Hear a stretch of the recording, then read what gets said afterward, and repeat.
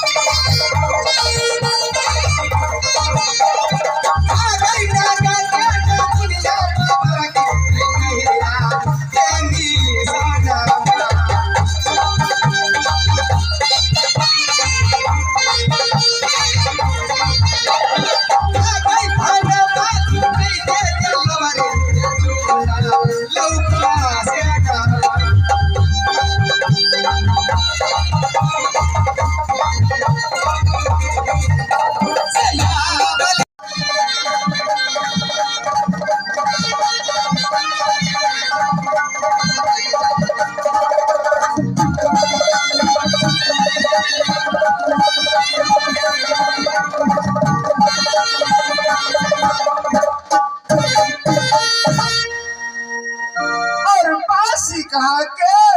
तो चंदनपुर के। पिताजी के नाम राजा चंदन सिंह, उनके जाने दोसर नहीं तेसर लादा का एक पुत्री पैदा ले परमात्मा। जबकि सोयरी के घर में रहिए माता जी और पिताजी देश देश के ज्योतिष पंडित के मंगा का और पत्र में हमारे नाम उच्चारण की भेले मास्टर साहेब। अपने सबके नहीं मालूम चलाए। तो अपने सबके नहीं रही निमंत्रण पड़ल। यो वही समय में तो हमरा सब जैसे रहिए देश भरमान में गे तो की था रहते।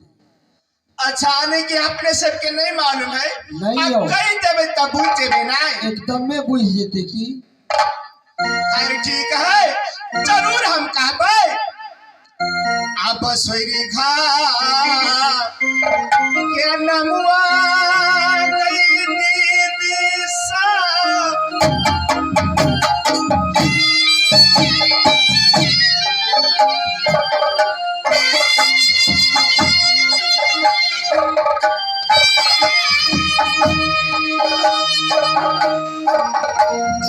आ गई मैया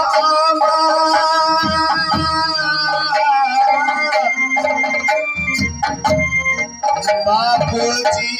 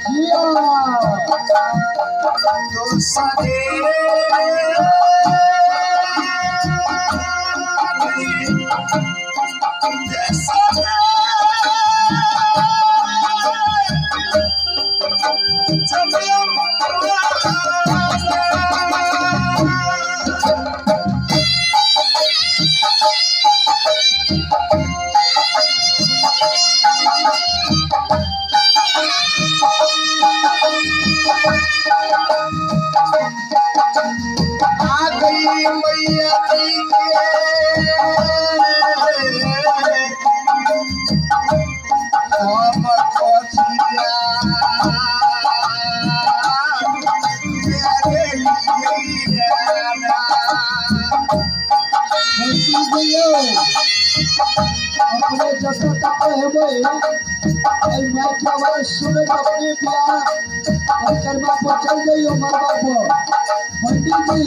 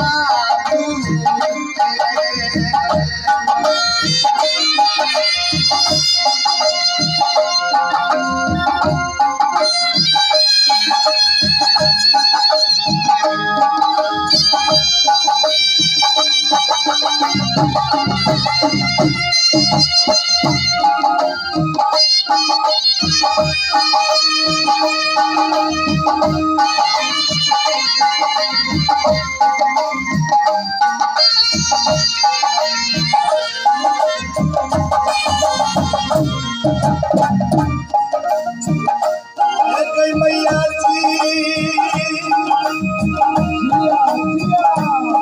ये मसईदा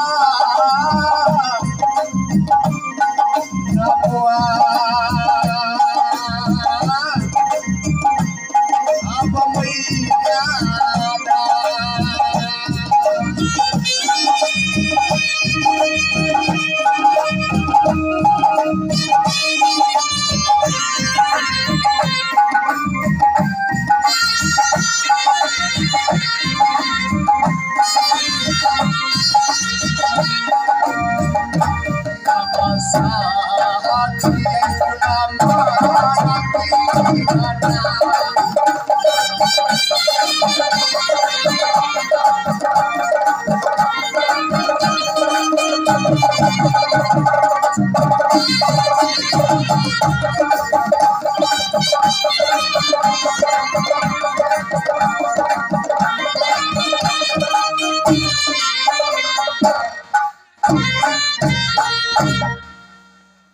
जब जे चंदनपुर में धीरे धीरे पोस पाइल का जवान क दिलकै शादी कहाँ क दिलकै सोनापुर में। सोनापुर में हम दू सौतनी हमारा सा जेठ दीदी के नाम सती कमलावती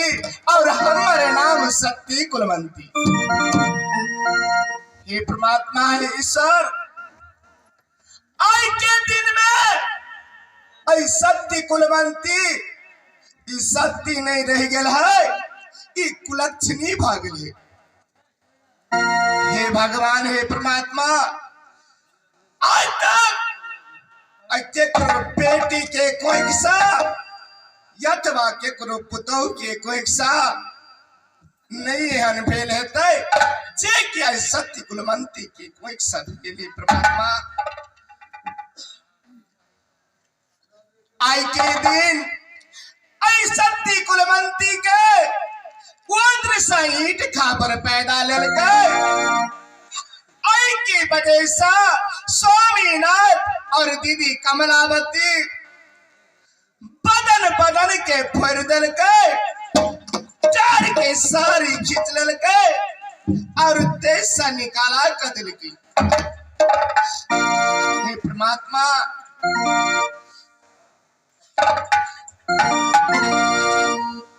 अब मैया दी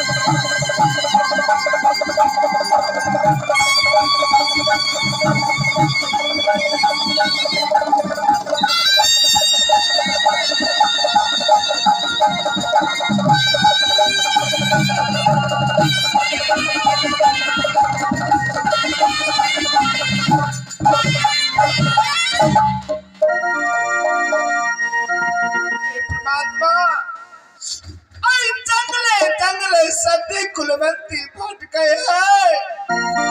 हई जंगल से वही जंगल कोनो त्रिस्तर जाय छिए ना वृक्ष पतझड़ लले है भूखे प्यासे हमर प्राण तड़प रहे परमात्मा। धन्य हो कुलवंती हो सो जो राम हो रचिना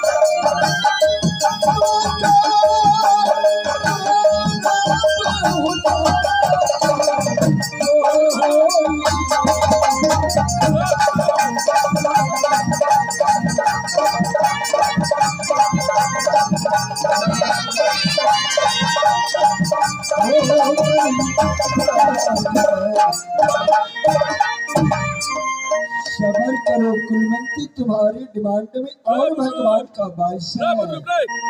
सही में मास्टर साहब अच्छा हो हमरा लिए नहीं कोनो बाग सब जे रहते कैस लेते अच्छा बाग जे रहते खा लेते ना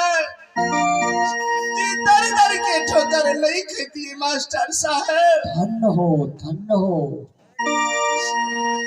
द्वारे हई जंगल छोड़ के दूसर जंगल में जाय छिए हमरे डूब भइस जाबे मगर लौट कर नहीं जेबे सोनापुर। अब देखियो हम चली तरह गई थी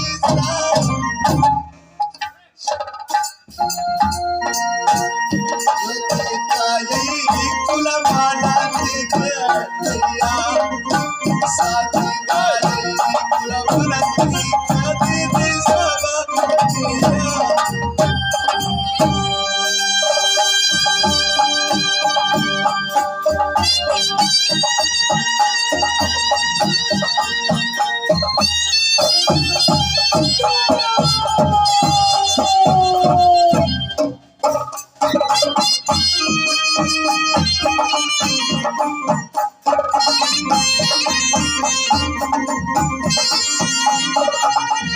जिया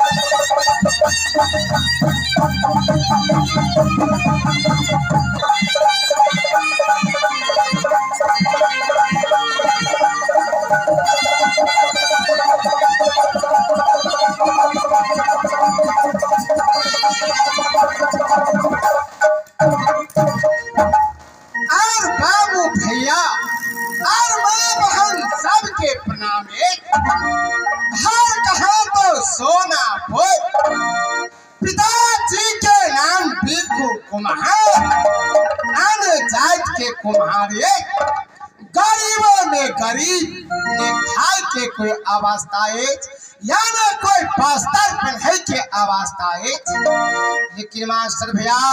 आयो संपत्ति में संपत्ति पान धुर घराड़िए जय में हमर माता पिताजी आधा में घर बनोने जे माइट के बर्तन बनबे है वो बर्तन पकबै के जगह रखने है। लेकिन मास्टर भैया जी चैत्र में मतार खोज से श्री राम भगवान हमरा जन्म दिलके। हमर माता जी और हमर पिताजी की नाम रखने मास्टर भैया? की रखल के यो? आइयो मास्टर साहब, हाँ यो। आना यहाँ घर के चार और हमरा घर के चार दोनों ज्वाइंट। हाँ यो। हम नाम अपने की याद नहीं। यो वही समय में जो अपने अवतरित भेलिए न, हाँ वही समय में इंडिया भारत रही रमता राम में हजूर। एक कर मतलब मास्टर भैया आना जाए समय हमर जन्म भेले अपने भारत में रही। एक कर मतलब कि हम नाम अपने के था नहीं हो। आ कह देबे ता ए कह देबे त कथी की कथी कोन काम के डुमरी हो सिकरो ना उ कोन काम में आबे छे छे नोचला अक्षरवा कथी की कथी ये अखथलवा ने बखथलवा कही ये हमरा कहा के अक्षरवा ए दो तीन टोल के मालूम दे देते हजूर। एक कर मतलब कह देबे तो 10 गांव लोग के मालूम है। जी जी तो कहा पता एकदम में नहीं कहबे तो नहीं बुझते ना एकदम में। अब ना मुआ रखा लगे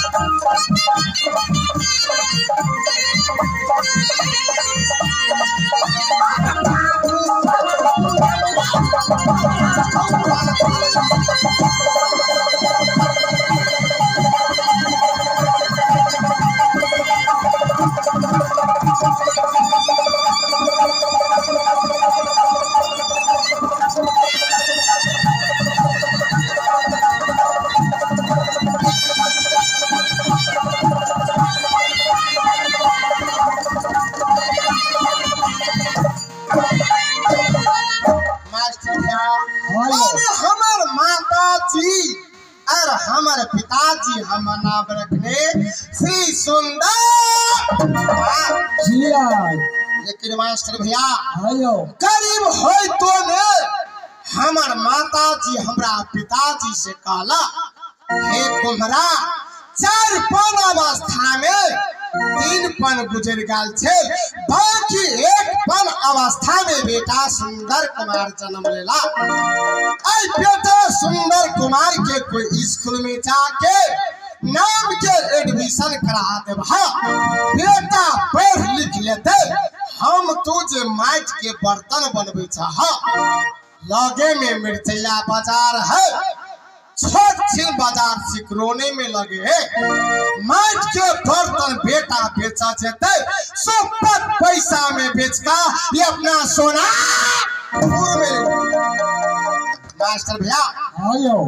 स्कूल से जाए छे माता चरण के प्रणाम करबे या अपना पिता चरण के प्रणाम। धन्य हो धन्य हो। आप जाके पड़ी आप नाम उठे कैता भैया भैया हम सहोदरी के लगबै पैसा भैया ये महंगा लागे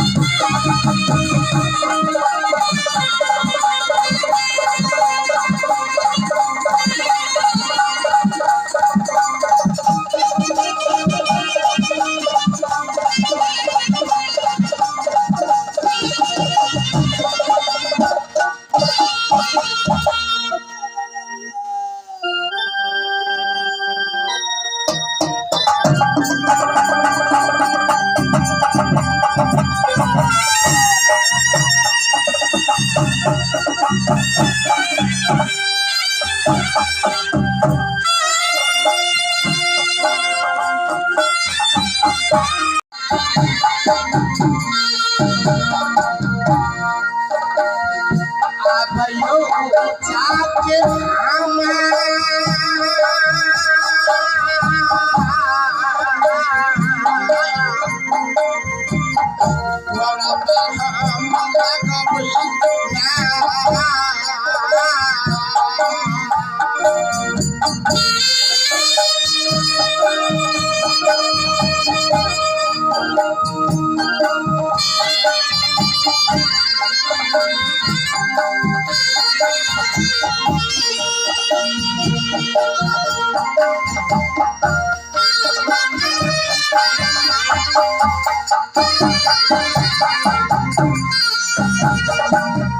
बाबू सब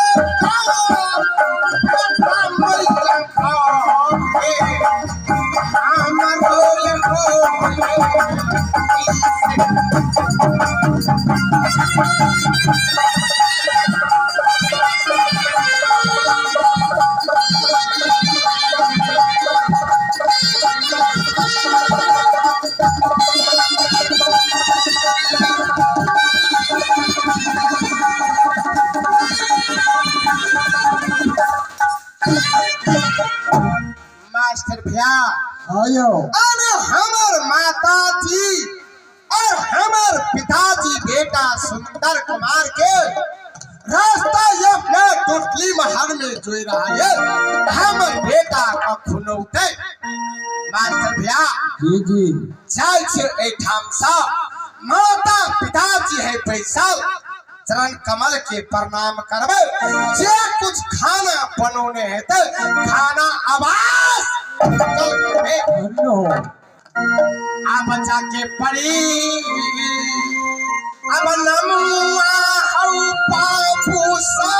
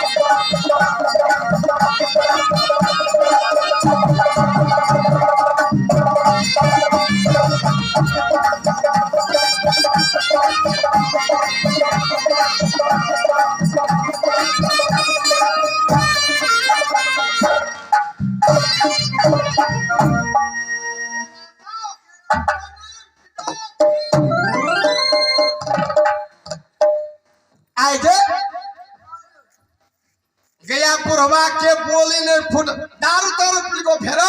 रे हाँ। रे लगे में दुकान हो हाँ जाय हो बुरवा आ गिलास से ढारत रहे ढवा तू देना छलिया नहीं लो रे बर्तन में तुमके सब ढवा चला बुरवे ला सामने बुढ़वा के तोहर काम बिगाड़ल हो तार प्रेस की ढवा नहीं दे ये बुढ़वा दारू पिए जा है ये बोगी घर में आग लगा भाई तो मुंह के प्यादे भाई काम कर नहीं रे बाबा और लगे में दुकान है को दे रही है हाँ आ गिलास से ढारत रहे छै। आयो हाँ बोलो जब तू दारू नहीं पीने छ हाँ ता आइ तोरा चिलमिल करे हाँ खुश खुश होश है छ कैला रो बुआ हाँ रो ढौआ ने रुपया हंसबो नहीं करू अब तू ये लाख खुशी से हंसे छी ये कर मतलब कि बेटा के देख के तो खुश खुश होसे छ हाँ तो हम कहे दारू पीने छ नहीं नहीं नहीं दारू छोड़ दिलियो दारू तारू पीना छोड़ दिलियो नहीं पिए छे अकर बात नहीं पता बुआ दारू तारू नहीं पिए ये कर मतलब हमरा देख के होसाई है तोरा कि हमर बेटा सामने में चला हाँ सब के हमर बुआ स्कूल के आंचल स्कूल चले ले वही दुआरे एकदम सही बात हे माता जी जब स्कूल से अपना घर के पछोरा में हम पुल गल छलिए हाँ आने पिताजी और तू कहे छली कथी कि हे स्वामीनाथ अपना सोनापुर में सबके बेटा बेटी स्कूल से चले ले अपन बेटा सुंदर कुमार ने ये ले रे बेटा हाँ तू जो कदर चले छी ना हर हमेशा टेंशन खाली तोरे पर रहिए बेटा। हे माता हाँ एकदम सही बात जय माता के कोई सब भगवान राम बेटा जन्म किया न हो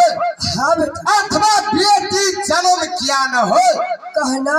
वही टूटू बच्चा पर सत्य सुरता दुनिया में मतार के रहे हाँ वो ते बाप के नहीं रहे अवश्य बेटा। हे माता हाँ एक बात के जवाब दे कहना आने तोरा कोई सा दोसर नहीं ते साथ हाँ बेटा केवल एक बेटा सुंदर कुमार जन्म लेला हमरा पुत्रा सुरता है रे बेटा हाँ रे हमरा ने दोसर ने तेसर है हाँ हमरा जे खाए वाला पिए वाला तू ही छी करे वाला तू ही छी हम दोसर के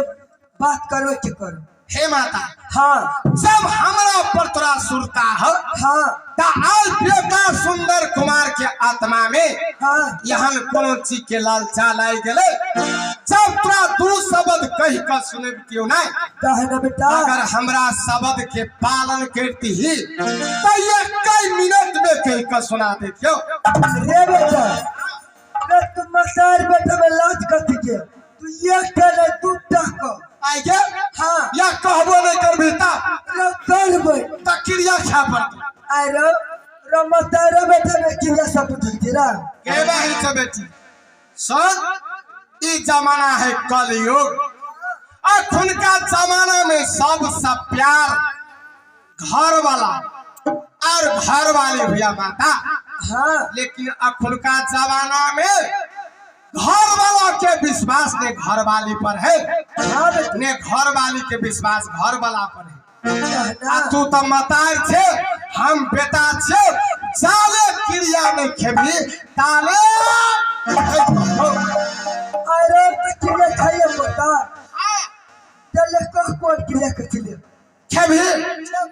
हे माता आने भोर भिनसर के समय हाँ ई क्रिया तू खो बेटा सुंदर कुमार जे तू कहबी अवश्य करबे आ नहीं करबे तो हर बात तो हमरा देह में कोरी कुश्ती आइलो हमरा देखे में कोई कुश्ती फिट जेते तेरा तोरा के पार को के छियो तोरा हे माता हाँ आने सत बात में मनुष्य के कोरी कुश्ती कखन को नहीं फुटते देखो सर हाँ। अच्छा पता हाँ अच्छा ठीक है रे बेटा सुंदर कुमार अते जुग भागले नाय लेकिन जे तू कहती नाय जे तोहर वचन नहीं करते नाय हाँ। ओकरा देह में कोई कुश्ती फुटे साचे सच्चे अब मैया हे गे अब सुनियो गे सुनियो गे हम मैया बोलिया बेटा भैया के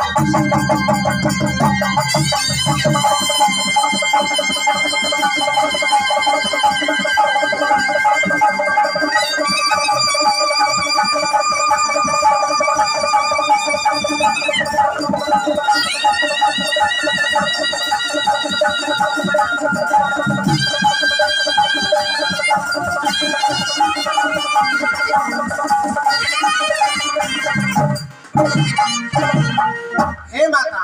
हाँ न हमरा सोना चाही ने चांदी चाही न कोई देश विदेश के पैंट शर्ट के कपड़ा चाही। हम जत बेटा छियै ना, हम जत बेटा जे छियै हाँ ओत बेटा घोड़ा किन के देथिन ना, हाँ वही घोड़ा चढ़ के स्कूल जेतियै। स्कूल में हमरा मास्टर छुट्टी देते। हे माता हाँ ओतऽ से घोड़ा लके अबितियै यात्रा चरण के। रे बेटा तोरा पिताजी के कहे छे ना, तोर पिताजी आइन तू आइ गे हाँ आने हमरा बाबू के कभी तब किन देते। रो घर के गार्जियन उहे तो कहबे के आ कहूँ जे बुढ़वा में किन देता रो किन देते तो जल्दी कह। ले कहे छे सामिना बउआ की कहल के से बुझलिए या बउआ कहल के या जे हमरा ले कुछ चाहिए छोट सी एगो घोड़ा किन ले क्रिया खेल के मोगी या घोड़ा किना जते मर्दावा तई हमर बेटा यहाँ के बेटा ले है ने त क्रिया खेल के ही जाओ किन काइन दो। आई किन कते दियो। घोड़ा काल कते हाथी काल कते मोटरसाइकिल त कत त किन काइन के देते ई पारतवा का सामिना हाँ। ने दोसर ने तेसर है लादा के एक बेटा सुंदर कुमार हम ओकरे ले कमाई छियै आ ओकरे ले हम सब कुछ और दे छी जे कहे छै बउआ से आइन दियो। आइन त देबै बौआ के सुनल हम जे कथी कहे छियै से बुझो ई सठिना क्रिया खा लेल के कैला गदैया। काहे फुसलावा पड़े है बुझावा पड़े है कि सठिना क्रिया खा लेल के गदैया गैलो के एक बेटा सुंदर कुमारी उ कहले दले क्रिया नहीं खेबी तो ने खेबो ने पीबो घर के नाश कर दो बौआ का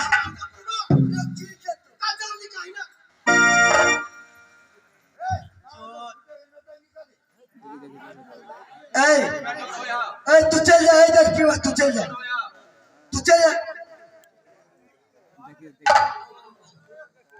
उया बुआ के दो देबे ठेक ले फुसला बोलटियन भैया इने बुझा कोनिया और पर चालू के रुपई चो गया ई बार बाबा के बाज में घर कले छिए बोलू ना या घर दे दे छिए पौओ भूल जाता आ करो फिर जते भाई जगह एक में ढौओ ये अपना जो घोर कलेस ने है हां हैं हां घोर कलेस जे माइट के घोड़ा सिक्की के लगा हां यहां घोड़ा जे अपना एक ने छलिया ठीक है बुआ यह घोड़ा दो देबे हाँ। बुआ के घोड़ा देबे माइट के घोड़ा है घोड़ा फटी जेते बुआ भूल जी हां ठीक है बुआ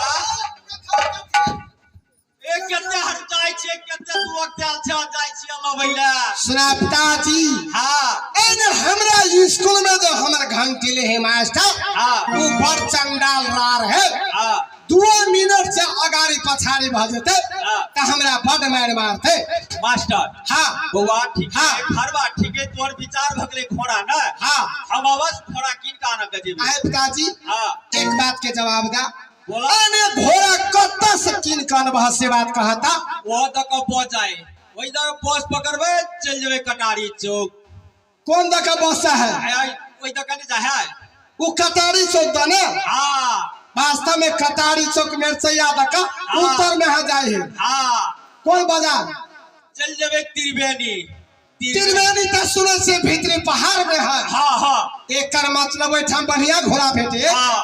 अच्छा सोला पिताजी हां जब कटारी चौक मिर्चैया में हां बस पकड़ कर त्रिवेणी बाजार जब हां तो चाह 2 रुपया लो वो कटारी चौक मिर्चैया में हां जना हाईवे राजमार्ग रोड में जी दोनों साइड में लग थेपड़ी साहब ए ने थेपड़ी ककरा कहै छी हां न थेपड़ी तोरा मालूम नहीं है ना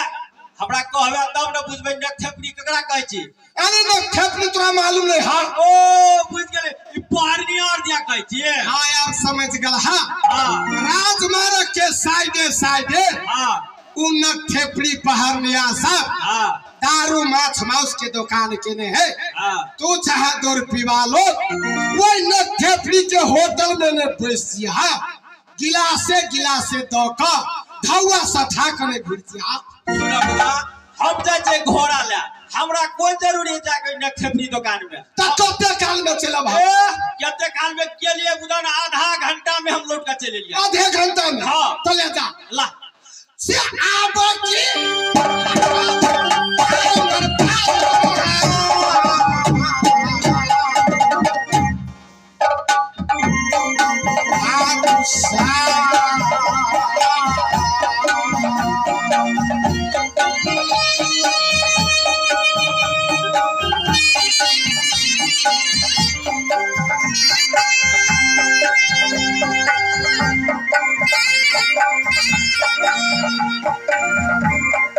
कहिया या बल्लू पत्ते कलैया हम गया बकार पाथोरा बहा मत कहिया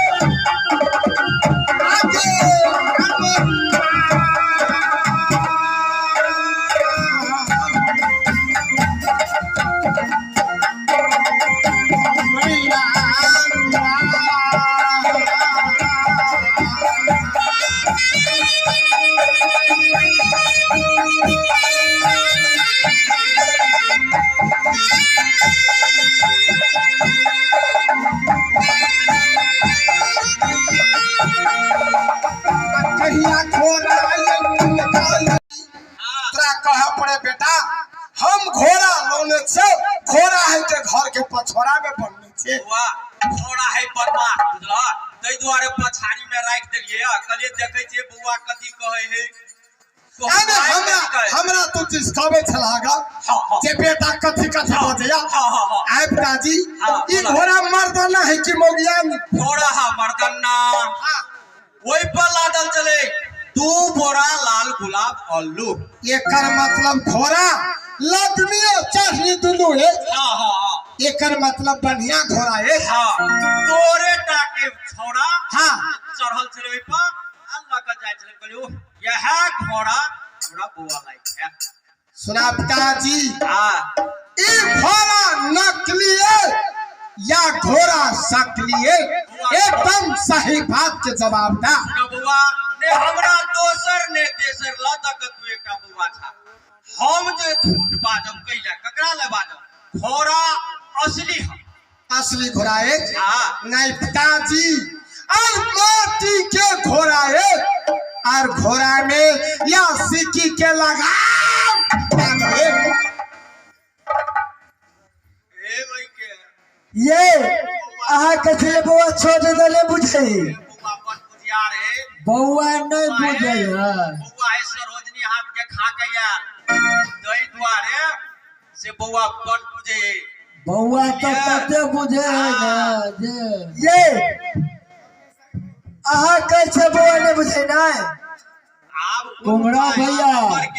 सुनो कदी कहे मास्टर हां थोड़ा कहे चलिए पौड़े साल ये चल भी नहीं करो शादी विवाह की करिए धक्का तो धक्के खेला लेकिन अतबो तक में तू 7 बजे के दोनों प्रक्रिया में नहीं चल रहा भूला दिल के बुढ़वा भूला दिल के भूला दिल के बुढ़वा भूला दिल के इता माटी के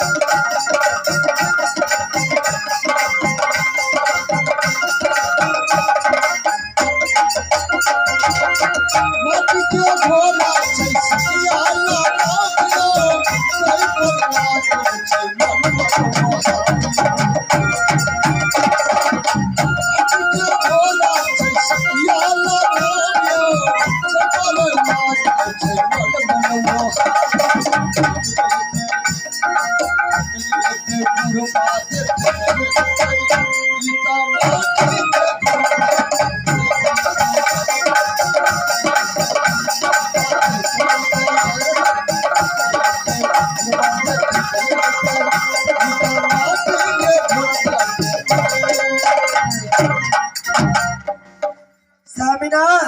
हमर बात सुनू हाँ हमर बुएद घोसेर आप कोनो जोगार है त यहाँ लगबो अभी ना को भूल के यहाँ जोगार लगबो या स्वामीनाथ हां आहा बुते बउआ ने फुसले नहीं हां हम तक के ज्यादा मार छी नहीं हां तुरंत बउआ के हम एक रत्ती में फुसला ली बलिया भैया टक्का हां रे बेटा सुंदर कुमार ओए हम जे कब शिकार भी किने हाँ रे बेटा हाँ अते जुग बीत गेले नहीं अब स्मिता हाँ रे ने बेटा से कोई मतार झूठ बजले हाँ ने मतार से कोई बेटा झूठ सही बात माता जी जे बचल हम कह छ नहीं हाँ हम असली बचल बोल छ बेटा बोल माता तोरा एकटा बात हो तोरा नकली घोड़ा नहीं है बेटा ई घोड़ा असली है ये कर मतलब माटी के घोड़ा ने ये हाँ ऐ घोड़ा पर लाल गुलाब आलू दो बोरा लादल छे हाँ उ लाल गुलाब आलू के माटी है माइट लगल है बेटा ये कर मतलब के हमरा धोखा है नकली घोड़ा ने घोड़ा असली है असली है बेटा हे माता हाँ खाए ठीक है ऐ ठाम से तू सब जो घोड़ा चढ़ कर स्कूल जेबे स्कूल से एबे यात्रा चरण कमल के बेटा लेकिन स्कूल गई है हाँ लेकिन कहियो केकरो से लड़ाई झगड़ा नहीं करे बेटा कैला रे बेटा हाँ हम छे गरीब दुखिया तोरा कोई मार तो पीटतो हम कथी कर सकबे हम देखबा हे माता हाँ ये कर मतलब तो आत्मा में सोचा गे जे हम गरीब छी ना हाँ हे माता एक बात सुन ले औरत क्या न हो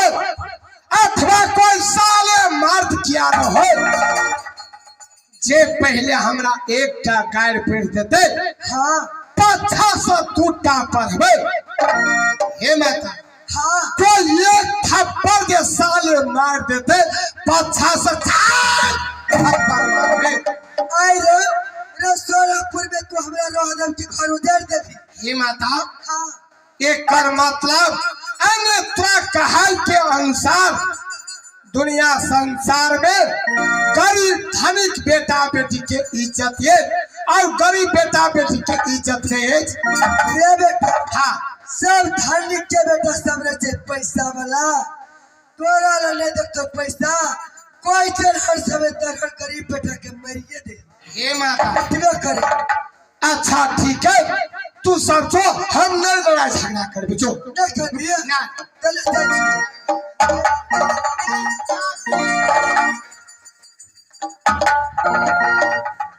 मास्टर भैया हाँ यो अब इस समय माइट के घोड़ा है घोड़ा में सिक्की के लगाम लागल है मास्टर भैया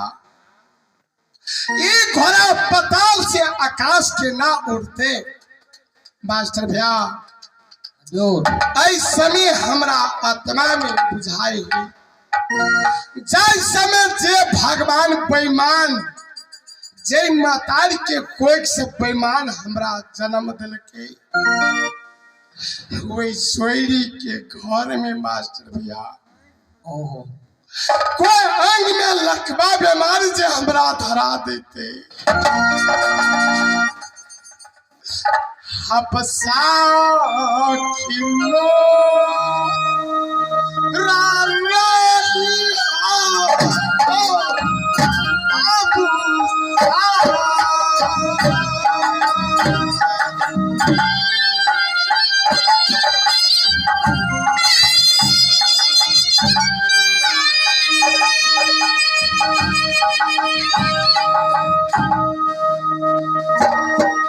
हमारा अब हम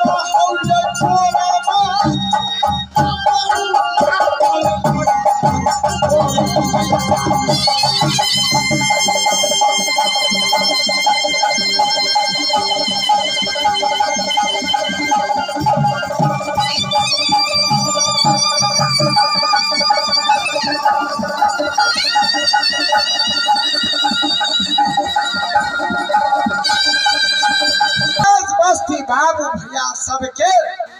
और माँ बहन सबके प्रणाम करे छे। मास्टर भैया ये कोई समाज के लोग एक व्यक्ति के आशीर्वाद देते ने मरले मरते ने कटले कटते और समाज के लोग कोई मनुष्य के भाषा के को भाषा दे देते आशीर्वाद को जर का घाट बजते। बिल्कुल आपत्ति है सिरा अब बाता हम बापू से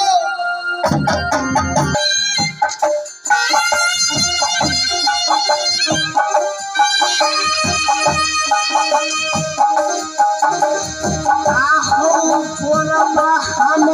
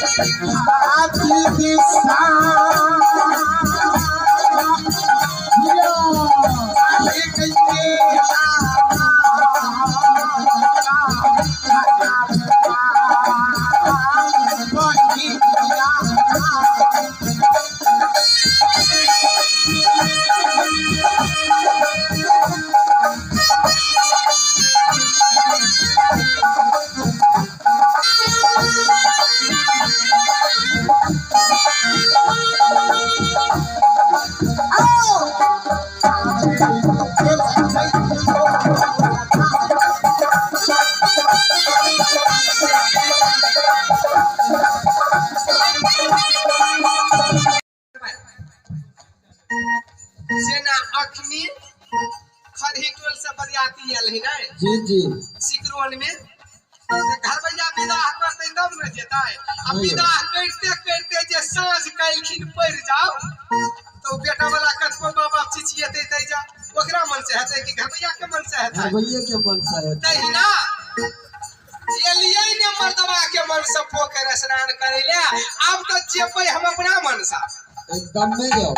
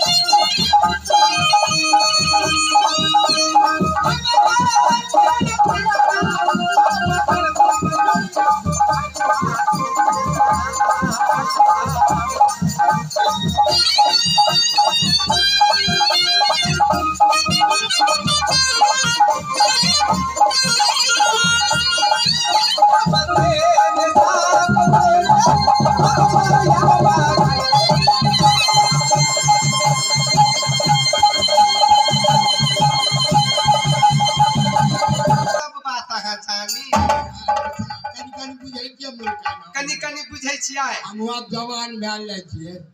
जवान भेल जाइ छियै केना का एगो लड़का एकता है ए गागन धार में जाय वाला छियै तै दुआरे जवान भेल जाइ छियै तो ओकरा जवान कहैया कि ओकरा बूढ़ कहैया बूढ़ कहे है हमरा बूढ़ नहीं कहू हमरा लाज होइया अहाँ के दांत टूट गेल या कि अखन दूधे दांत टूटल या दूधे दांत नंदी भैया बड़ सुंदर स्वामीनाथ कहलकै हे सती कमलावती अहाँ के जे कहै छी से गप के कनी विचार करियो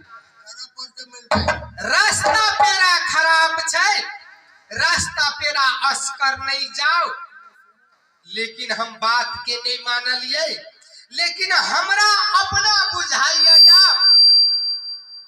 अपना बुझाइया जे रास्ता पेरा अस्कर दुस्कर जाय वाला बात नहीं छै लेकिन नहीं जाओ सोहो नहीं बनैया जाओ सोहो नहीं बनैया कहि नहीं है जे सांप छुछुन्नर के पैर ने घोटैत बनैया ने उगलैत बनैया तहिना सती कमलावती के भ गेलिए लेकिन तो पर भी परवाह नहीं है गम नहीं है चाहे जे किछ बीत जाए लेकिन हम जे ऑर्डर ल लेने छियै पोखर स्नान करबे करबै चाहे पोखर में जे वोल्टियर भैया कहबिए में है नंदी भैया कहलकै अमेलकाय बूढ़ भेल बैल पेटार भेल भारी आप की लदवा हो व्यापारी आप जे है से उस समैया एकटा भजन में नहीं है समैया निजरे लोगे सजनी समैया निजरे लो तई दुआरे मास्टर साहब कोनो दिक्कत नहीं ठीक छे अब बैठी हाँ मजा ये बैठे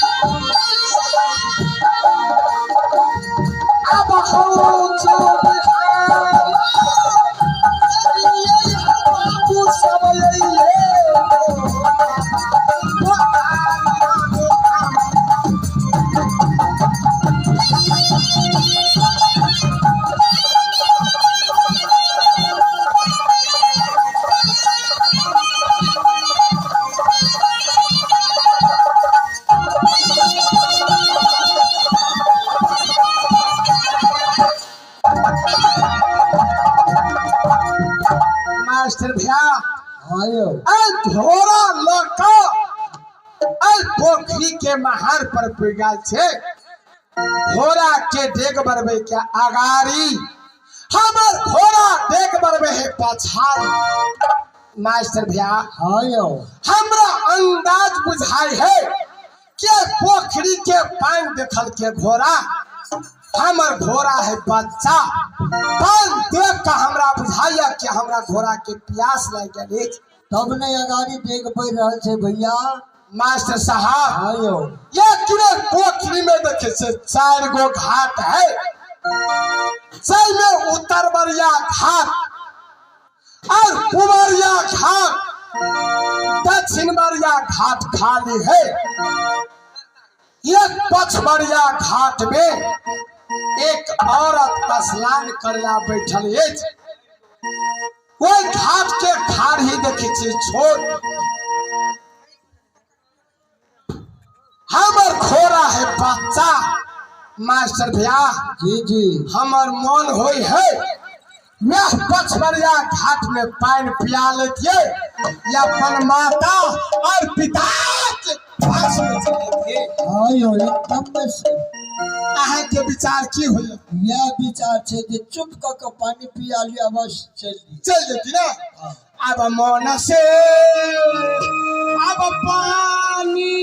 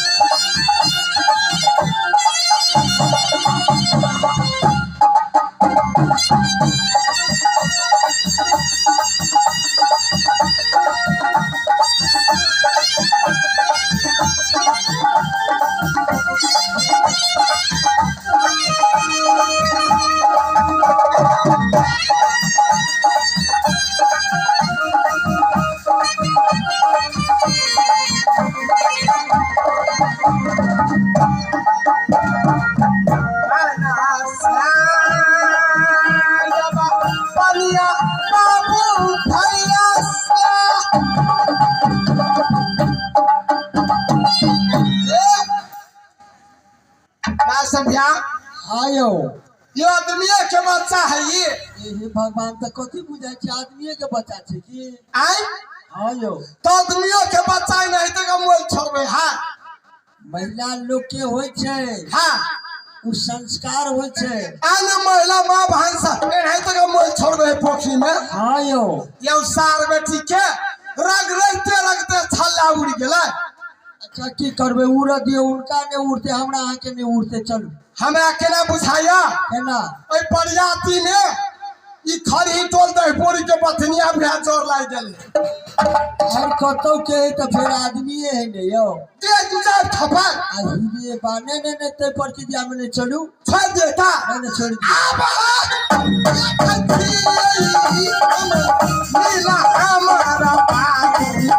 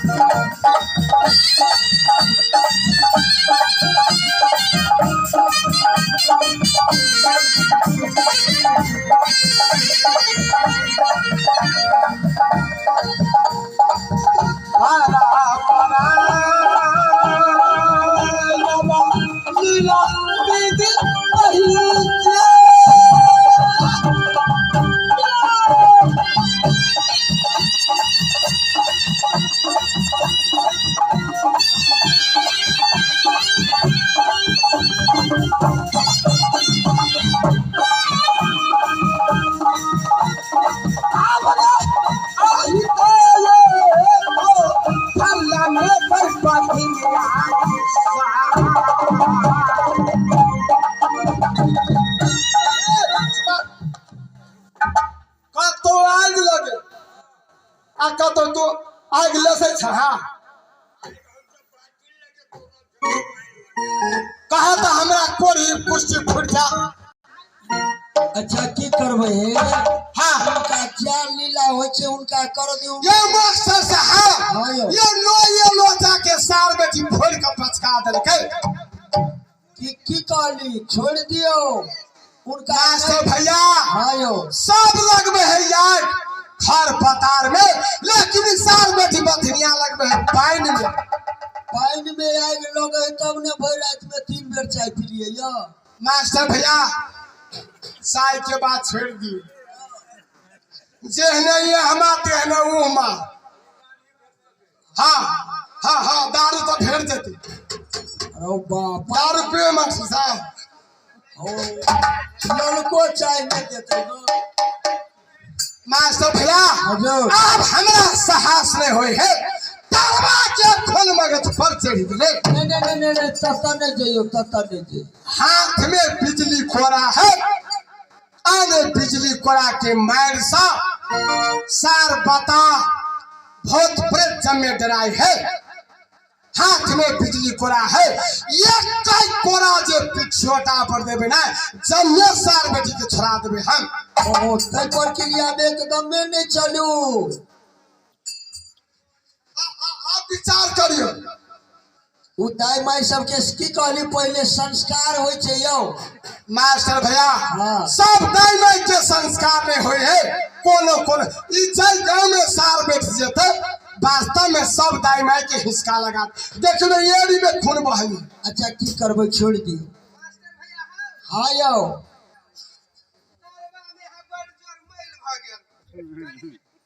अनुपलाल के ला जा छोड़वेला नहीं गे मनु गे बाबू खरेर ले गे बाबू। अरे बुढ़वा काम नहीं नीचे आई गे बथनिया गई खपटा के तोहर बाप हो ये भट्टा कंपनी खोल ले। ये वही चौध बेटी ई है कि खपटा जेने मास्टर सटा सेठ गवाही बके हो वकील जका अतेने तू छे। नहीं सरकार वकील ले कानून का व्यार मन छै तो मास्टर साहब ई खपटा कौन कंपनी सारी ई खपटा कोनो ने भट्टा के। अच्छा उनका डिमांड में व्यार लगे छै खबरा छोड़ी।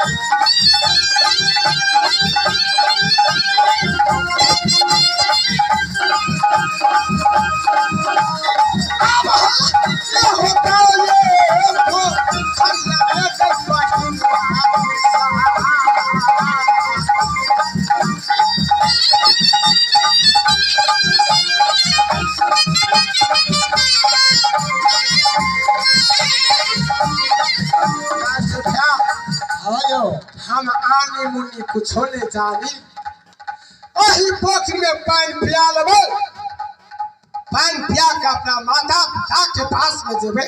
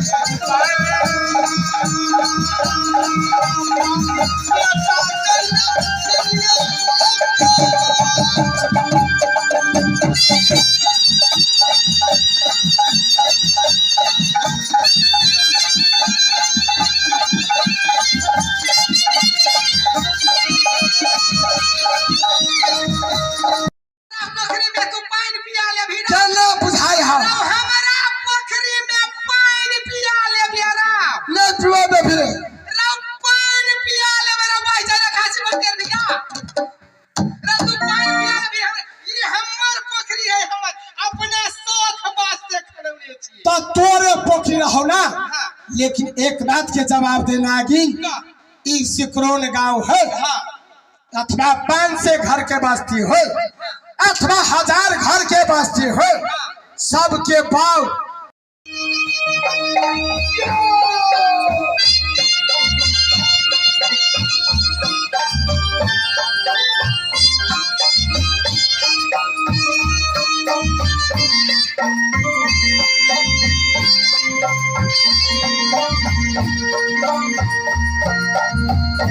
आया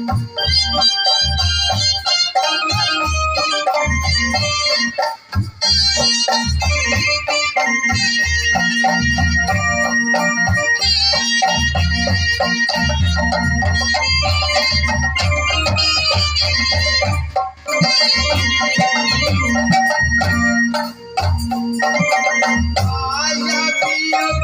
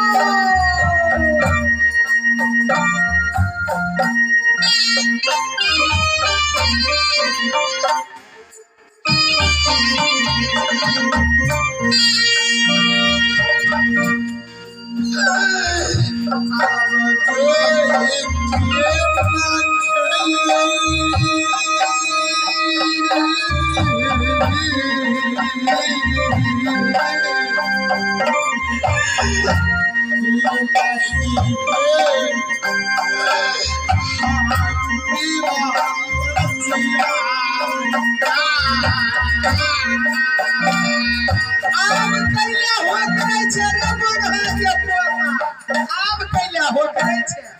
जीने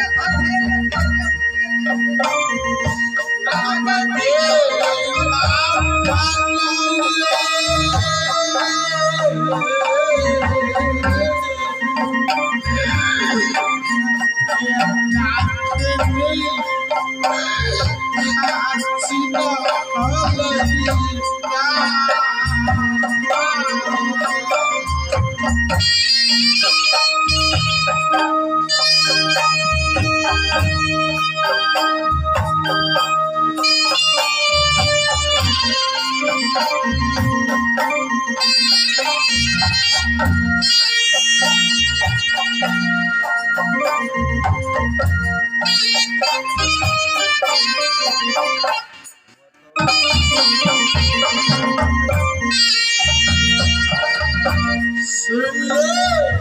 अपना जन्म बेटा के बेदर्दी या दुनिया संसार में नहीं चिन्हल ही, लेकिन ई फोन या तोरा बुते नहीं टूटा जे सत बरती बेटी अपना माय कोई सा जन्म लेवे थे अपना घर वाला के इज्जत बचा कर दुनिया में हेते भगवान भोलेनाथ के मंदिर में जल खाने हेते लागी ओके आसे मोर भाभी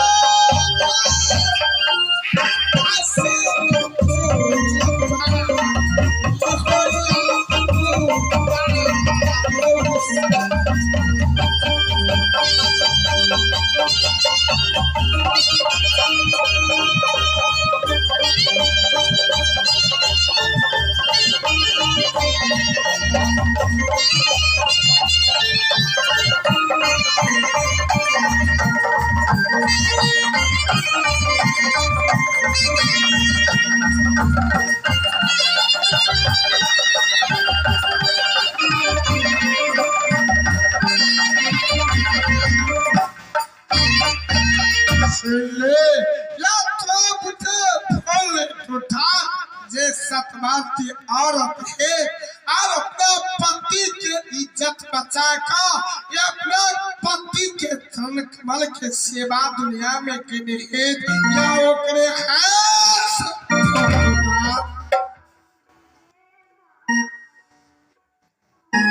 मालिक हाँ मंत्री बुआ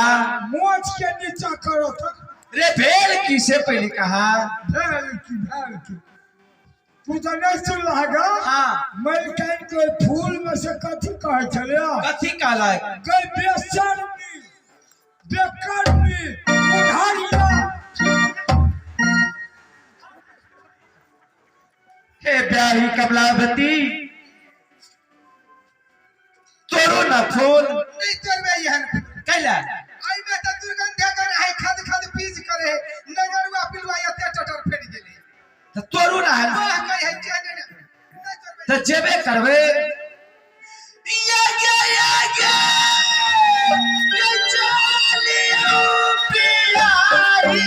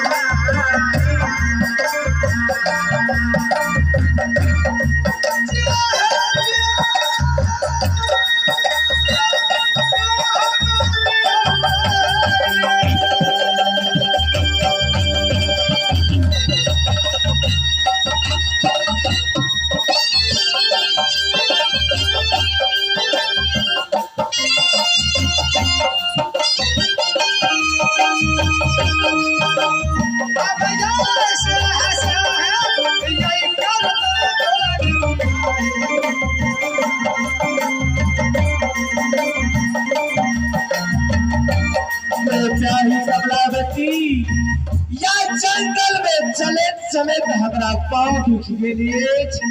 अपने चलू महल में जेबे अब पलंग के झाड़ के सजिया के सजेबे ही सती कमलावती स्वामीना हाँ अपना मन में विचार के लिए या आहा के मोटगर डटगर दिए है हाँ पहाड़ के रास्ता चढ़ैया उतरैया वाला है हाँ कई द्वारे जे कौन बाजार है नजदीक में हाँ मिर्चैया बाजार जेतिया अब वही जाइए का यत्तर तेल के शीशी लितिया आ यहाँ के वही यत्तर तेल का पूरा गत्तर से साइड देती मिर्चैया में तो नहीं भेटे लेकिन मरचैया में भेटे कहीं बहु से जे यहाँ के ठेही नहीं उतरती है हाँ तो तीसिया के तेल में पूरा पिठिया के से साइड अब या झाड़ी झाड़ी या बस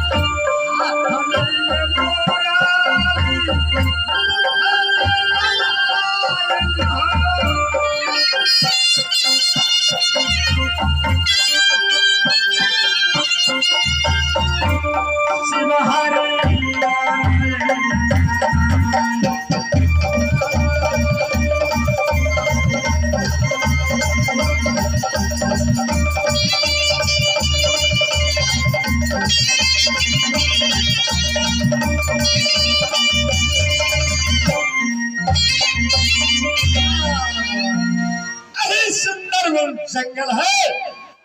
काग पंछी की दरख्त नहीं है। यही मेरा स्थान पर देह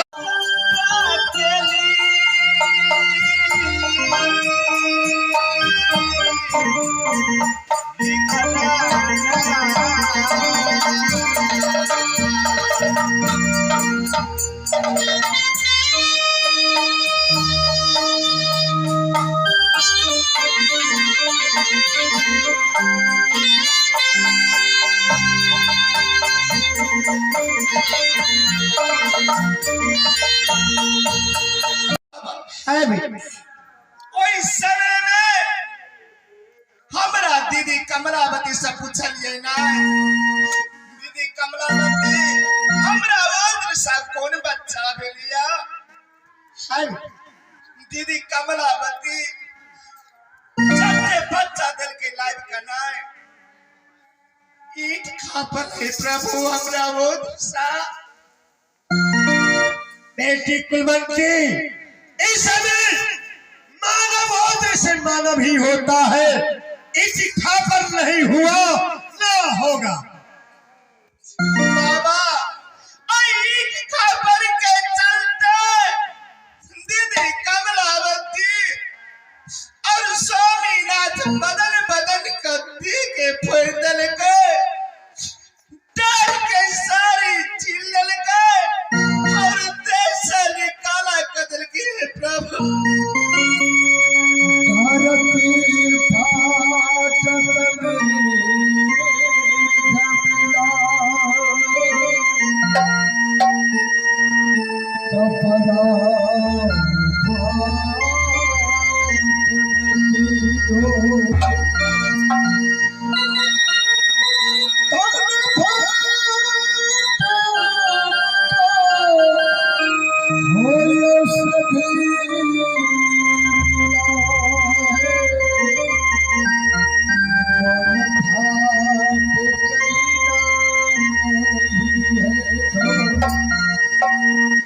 कहने की भाव बाबा,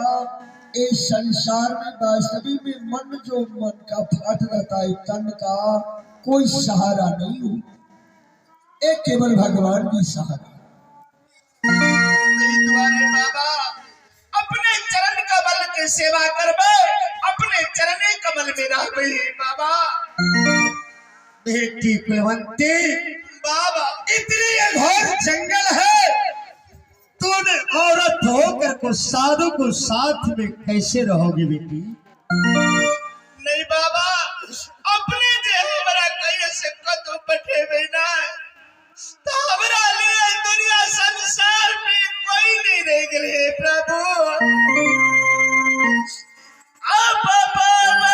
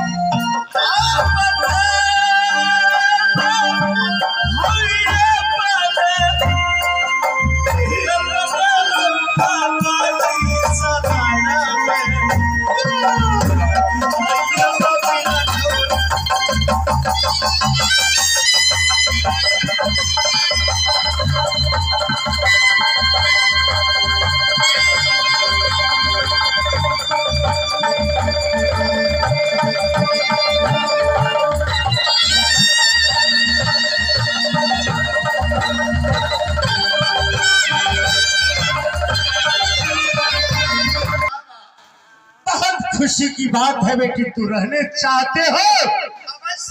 मैंने जान गया तू कौन हो, क्या है।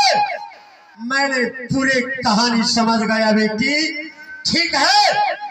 मेरा कुट्टी को झाड़ू बहारू लगाना, मेरा रसोई बनाना बेटी। हम चाहते हैं जंगल के अंदर में फूल चुन करके लाते हो, अपना गुरु को पूजा करते हो, देखी बात मैंने अवश्य बाबा। ठीक है रहो।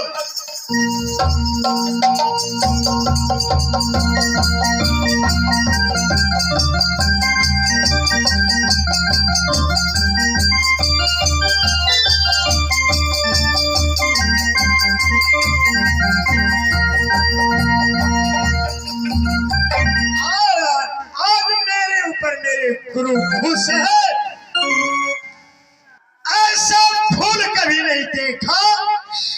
आज देखते हैं फूल नीचा जरी नहीं है, ऊपर छिप रहे हैं, बीच में आप डाउन करते हैं। आज मेरे ऊपर मेरा गुरु खुश है, जा करके ही फूल मैंने चुना।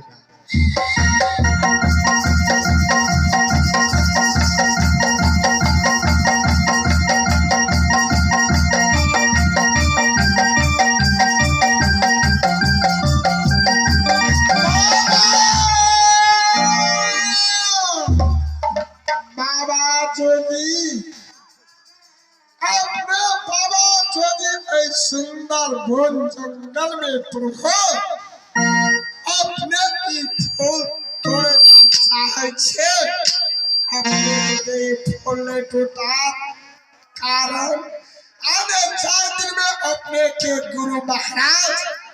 और निरंजन नाम के माला गला में दिल के बाबा, वो दिन में अपने के गुरु बतनेश या चला शक्तिनाथ या 14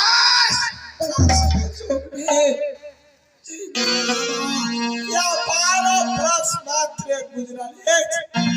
4 दिन में अपने के 24 बरस के जोग सीधे थे, वही दिन में अपने हासा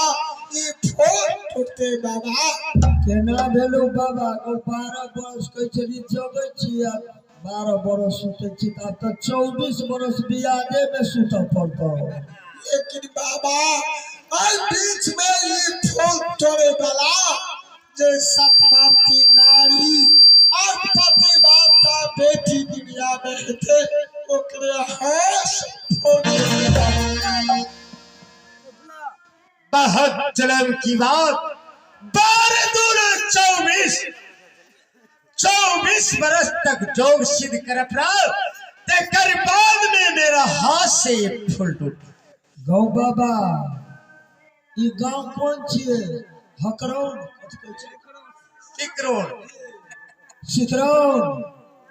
सिकरौन क्या बेरे लिया आई देखी कते निमन फूल फूल लिया, सुनने चलिया देखने चलिया।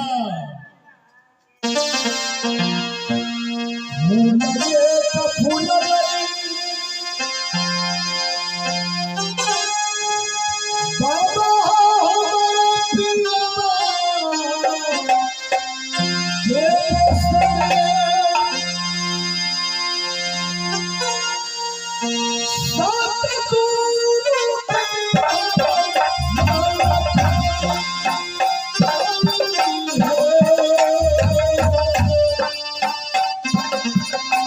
Oh,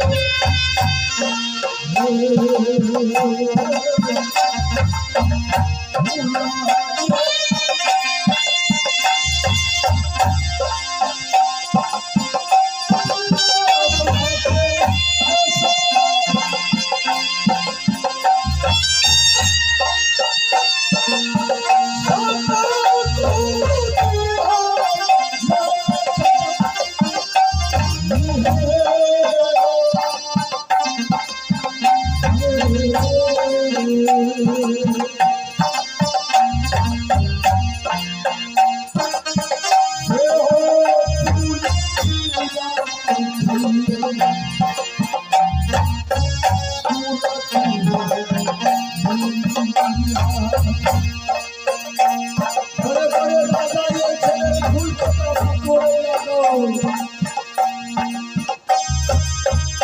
जो फूल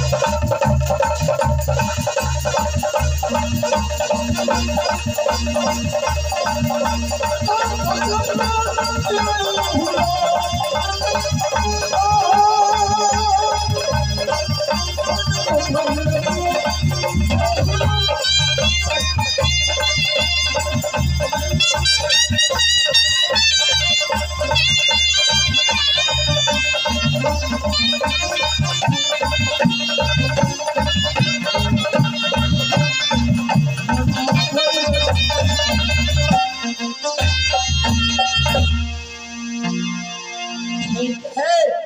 मेरे कुट्टी में आए हैं एक अबला नारी है मैंने जानते हैं वो कौन है वो पतिव्रता नारी है और सतवर्ती नारी है उसी को ला करके फोन को जरूर करो।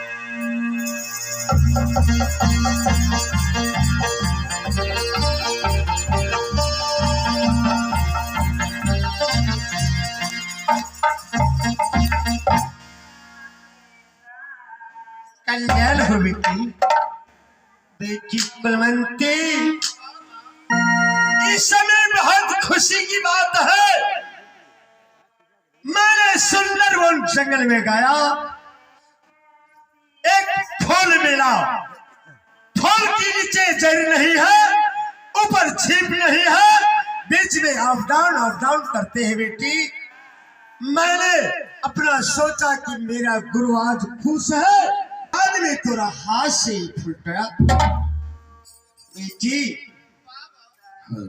तो पतिव्रता नारी है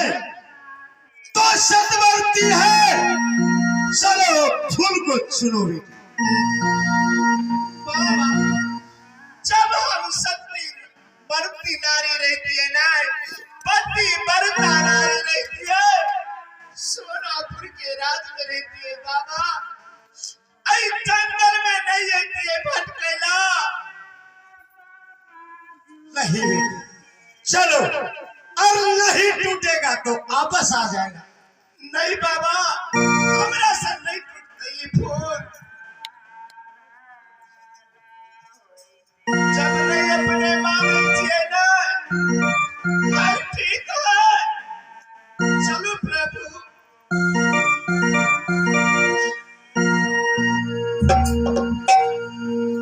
या मैया के या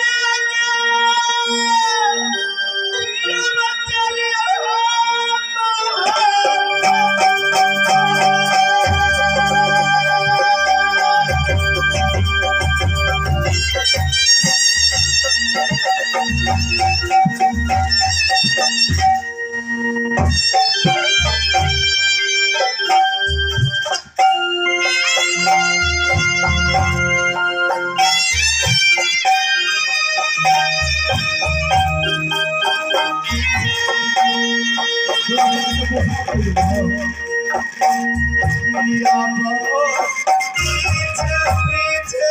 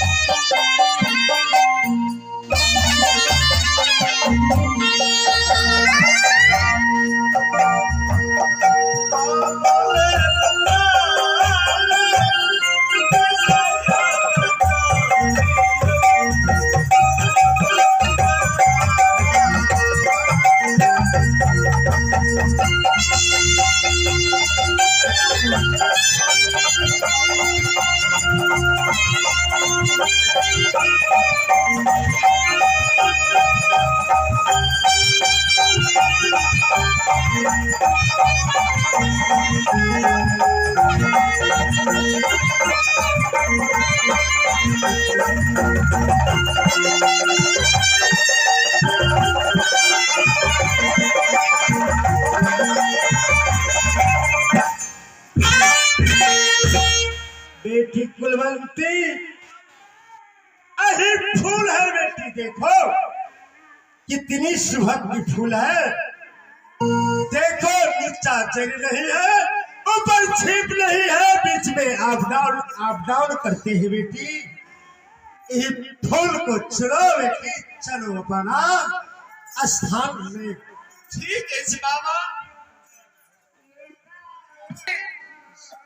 एक नजर तकते रहे या भागिन के, आई जोगी बात हमरा जांच में नहीं बोलिए। आहा ठंडो हो। आप मैया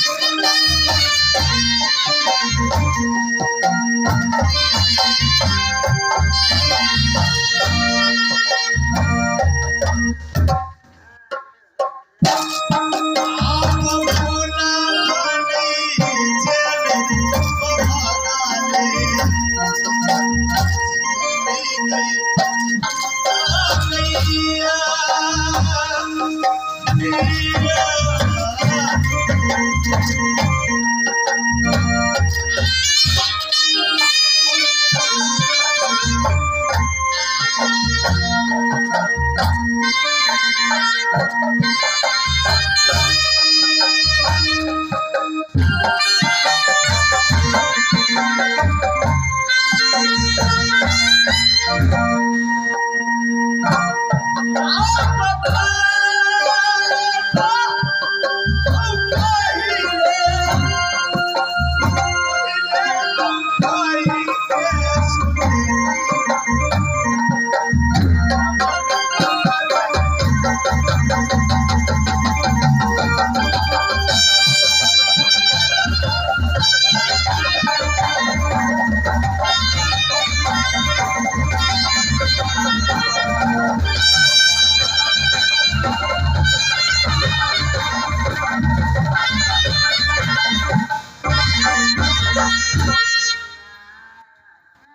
कुलवंती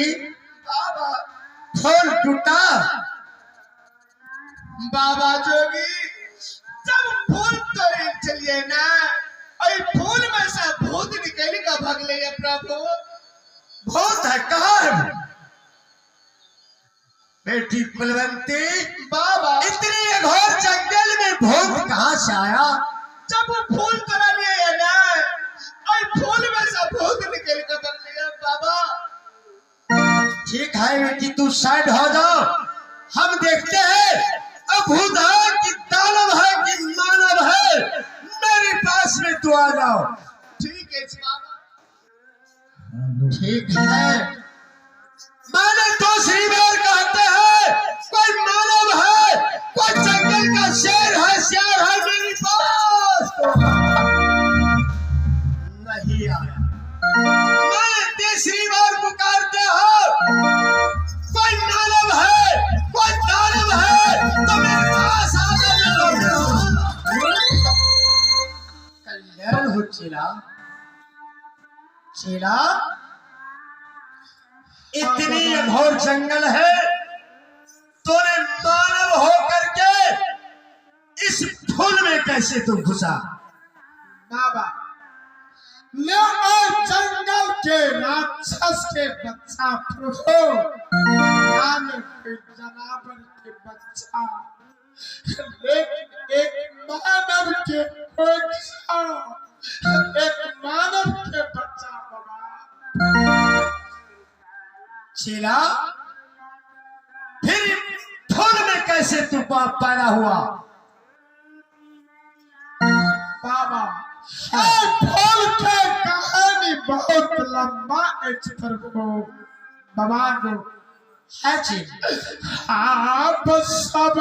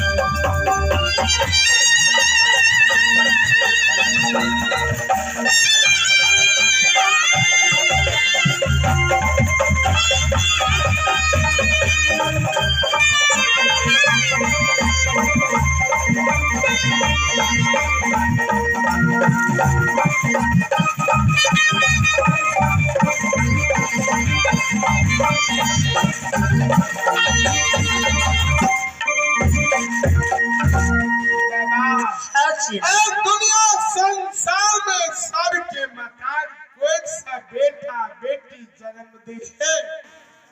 लेकिन बेमन में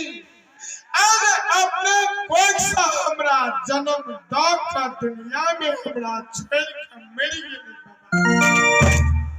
चेला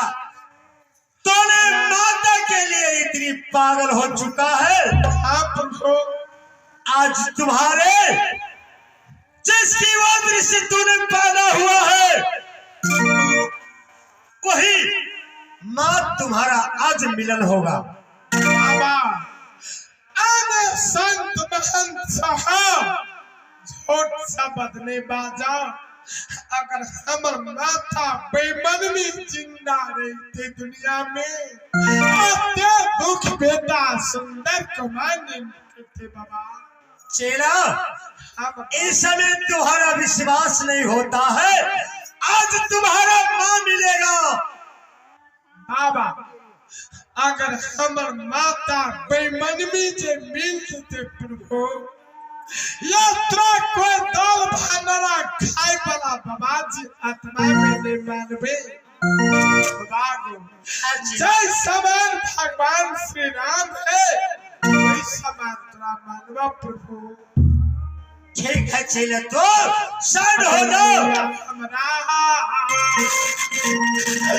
अब पीला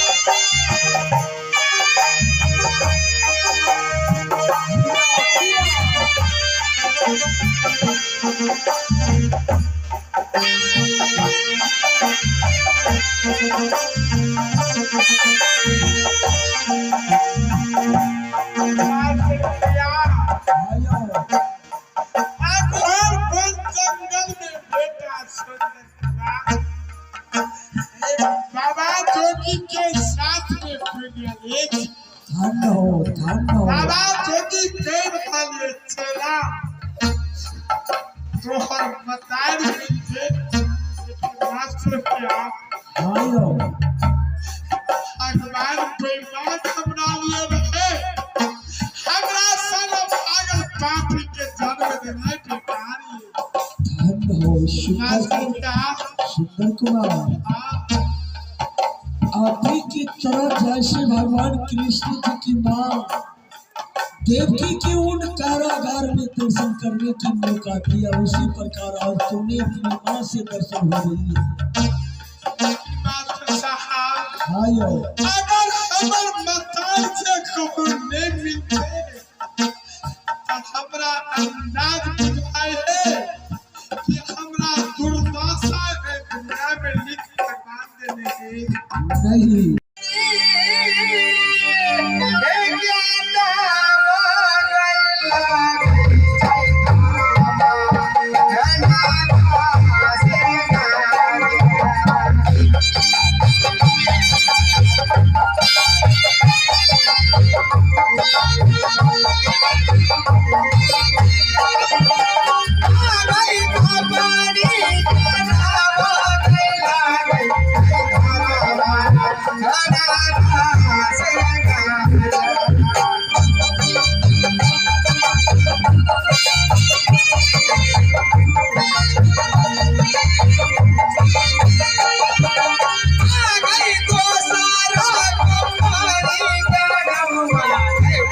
बिना जावा जाना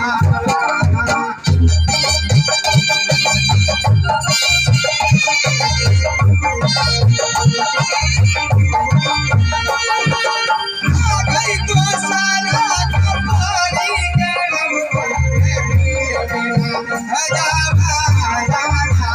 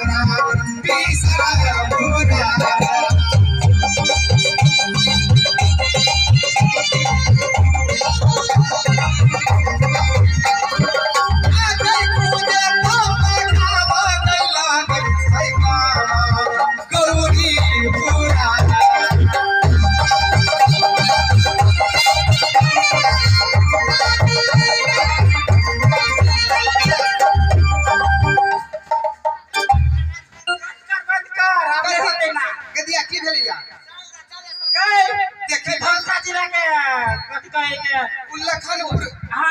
लखनपुर ले जे गौरीपुर है तोरा और के मन कह दिया हम कहै छी दीदी के नहीं के दैया गौरीपुर है आई जैसे जे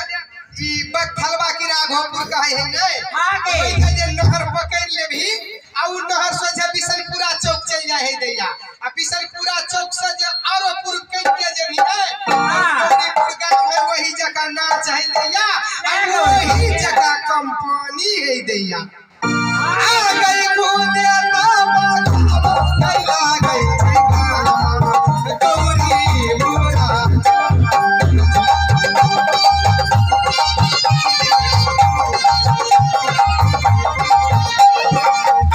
बाबूजी के बारी दुलारी पिया